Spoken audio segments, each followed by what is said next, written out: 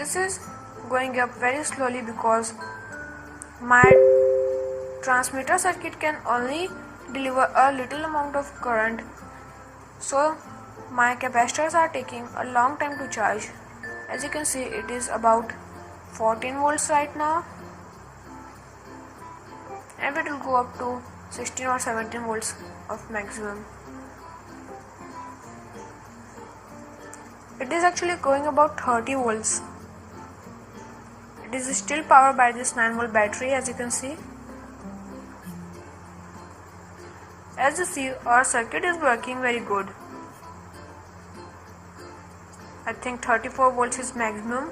Yes. So thank you for watching, guys, and do come back soon for the new videos.